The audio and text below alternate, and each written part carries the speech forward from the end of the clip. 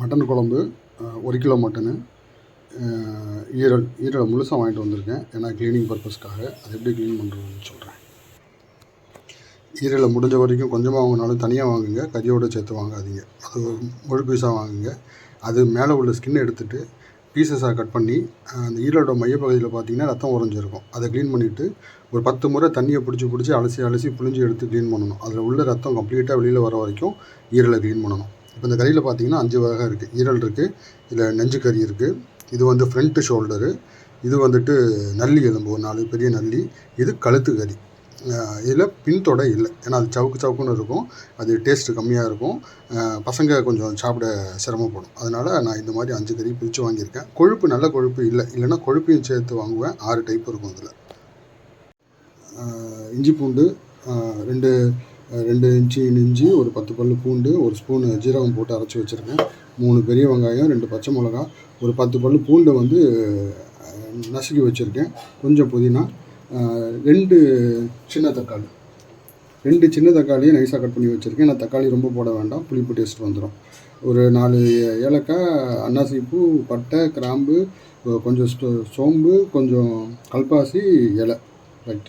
இந்த பூண்டு இந்த குழம்புக்கு ஃப்ளேவர்னு ஒன்று சொல்லுவாங்க. ஃப்ளேவர்ன்றது வாசனையாக இல்லை டேஸ்ட்டாக அப்படின்னு தெரியலை. ஆனால் நான் எடுத்துக்கிட்டது வாசனையோடு சேர்ந்த டேஸ்ட். அதுக்கு வந்து இந்த தட்டி போட்ட பூண்டு வந்து மட்டன் குழம்புக்கும் சிக்கன் குழம்புக்கும் ரொம்ப ஹெல்ப் பண்ணும். இங்கே 5 லிட்டர் குக்கர் வச்சுருக்கேன். ஒரு 1 கிலோ கறிக்கு 70% கடலெண்ணெய் காஞ்சதுக்கப்புறம் 30%க்கு நெய் ஊற்றியிருக்கேன். எண்ணெய் காஞ்சிருச்சு. இப்போ தாளிக்கிறதெல்லாம் போட்டுடலாம்.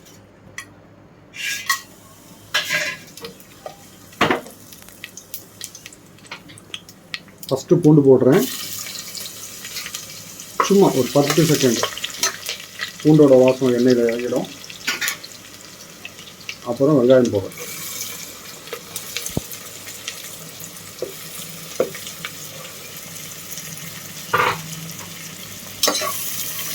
வெங்காயம் ஒரு 50% வந்து வதங்கட்டும், அப்புறம் பார்ப்போம். வெங்காயம் 50% மேலே வதங்கிடுச்சு.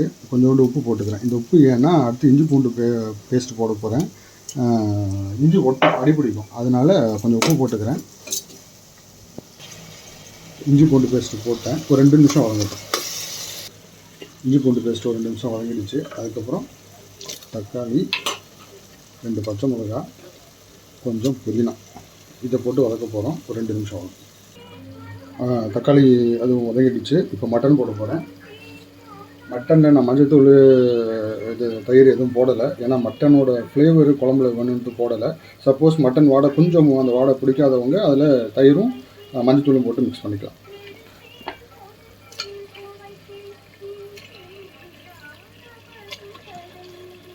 பஸ் இதை நான் ஈரல் போடல. இது ஒரு 2-3 நிமிஷம் இது வதங்க வைப்பேன். அதுக்கப்புறம் குக்கர் போட்டு மூடும்போது தான் ஈரல் போடுவேன். இப்போ நான் எந்த தூளுமே போடலை. ஏன்னா தூளை போட்டு வதக்கணும்னா எண்ணெயில் கருகி அதோட ஃப்ளேவர் இல்லாமல் போயிடும். எதுவும் போடலை. நான் மட்டன் கொஞ்சம் வதங்கி கொஞ்சம் தண்ணி விட்டதுக்கப்புறம் தான் எவ்வளோ தண்ணி ஊற்ற போகிறோம் அப்படின்னு எனக்கு தெரியும். அதனால் எதுவுமே போடலை. நான் போடும்போது காமிக்கிறேன். மட்டன் ஓரளவுக்கு வதங்கிடுச்சு. ஸோ அதில் தூள் போட போகிறேன். தூளுக்கு முன்னாடி ஈரலை போட்டுருவோம்.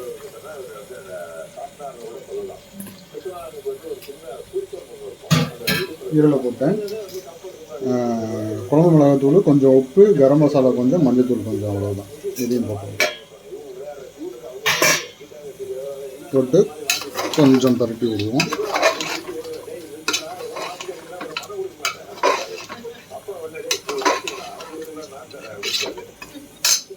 ஓரளவுக்கு வதங்கிடுச்சு. இப்போ தண்ணி ஊற்றிடலாம்.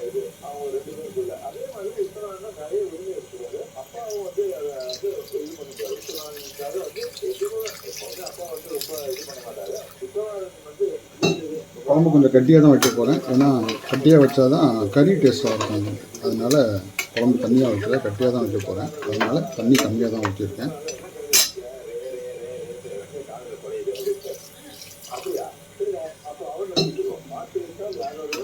அவ்வளோதான். கொஞ்சம் பரட்டி விட்டுட்டு குக்கரை மூடி விசில் வைக்க வேண்டியது தான். ஹையில் வச்சு 1 விசில், சிம்மில் வச்சு 3 விசில். கறி நல்லா வெந்துடுச்சு. இதில் ஹையில் வச்சு ஒரு விசில், சிம்மில் வச்சு 3 விசில். நல்லா வெந்துடுச்சு. இதுக்கு தேங்காய் பேஸ்ட் அரைக்க போகிறோம். கொஞ்சம் தேங்காய், கொஞ்சம் சோம்பு, ஒரு 5 முந்திரி. அடுப்பு ஆன் பண்ணிக்குவோம்.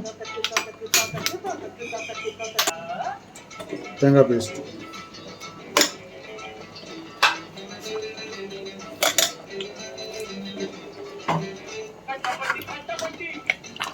அடுப்பை கொஞ்சம் குறைச்சி வச்சுருக்கோம்.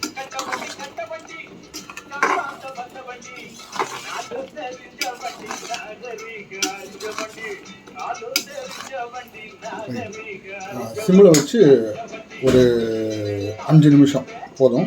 5 நிமிஷம் கழித்து டேஸ்ட் பார்த்துட்டு உப்பு போடணுமா இல்லை இது போடணுமா, காரம் போடணுமான்னு பார்த்து பண்ணிக்கலாம். இந்த ஸ்டேஜில் ஒரு கைப்பிடி கருவேப்பிலை கசக்கி போட்டிருக்கேன். அதான் ஃபைனல் ஸ்டேஜ். குழம்பு ஆஃப் பண்ண போகிறேன். அதுக்கு முன்னாடி ஒரு 1/2 ஸ்பூனு பெப்பர், ஒரு கைப்பிடி நைஸாக கட் பண்ண மல்லி இலை. அவ்வளோதான், குழம்பு முடிஞ்சிச்சு. அடுப்பு ஆஃப் பண்ணிட்டேன்.